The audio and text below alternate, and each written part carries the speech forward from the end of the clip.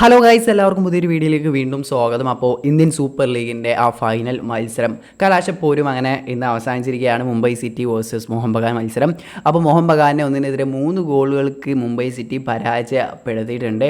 ആ മോഹൻ ബഗാൻ്റെ തട്ടകത്തിൽ വെച്ചായിരുന്നു അവിടെ വെച്ച് തന്നെ മോഹൻ ബഗാനെ പഞ്ഞിക്കിട്ടു മുംബൈ സിറ്റി എന്ന് തന്നെ പറയാം.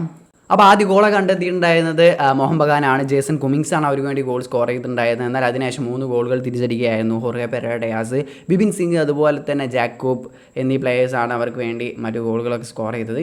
അപ്പോൾ നമ്മുടെ വീഡിയോയിലെ പ്രധാന വിഷയം എന്താണെന്ന് വെച്ചാൽ, അങ്ങനെ അതോടുകൂടി ഈ മത്സരം അവസാനിച്ചതോടുകൂടി നമ്മുടെ ദിമിത്രിയോസ് ഡാമൻഡഗോസിൻ ബ്ലാസ്റ്റേഴ്സ് താരമായ ദിമിക്ക് അങ്ങനെ ഗോൾഡൻ ബൂട്ട് കരസ്ഥമാക്കാൻ സാധിച്ചിട്ടുണ്ട്.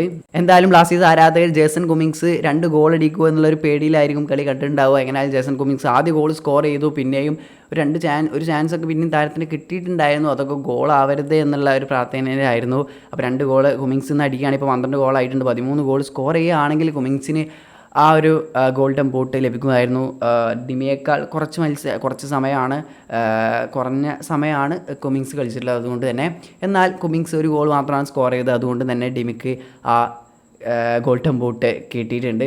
അപ്പോൾ ഇത് ബ്ലാസ്റ്റേഴ്സ് ആരാധകരെ സംബന്ധിച്ച് വളരെ സന്തോഷമുള്ള കാര്യമാണ്. 17 മത്സരങ്ങളിൽ നിന്ന് 13 ഗോളാണ് ദിമി കരസ്ഥമാക്കിയിട്ടുള്ളത്.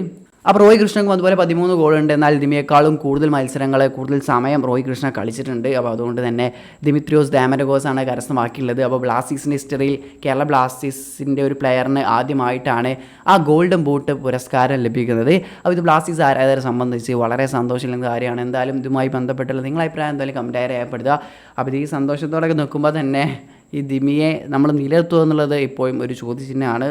അപ്പോൾ മാനേജ്മെൻറ്റ് നിലനിർത്താൻ ശ്രമിക്കട്ടെ. ഇപ്പോൾ ഗോൾഡൻ ബൂട്ട് കരസ്ഥമാക്കി. അപ്പോൾ നല്ലൊരു പ്ലെയറാണ്, എല്ലാവർക്കും അറിയാം.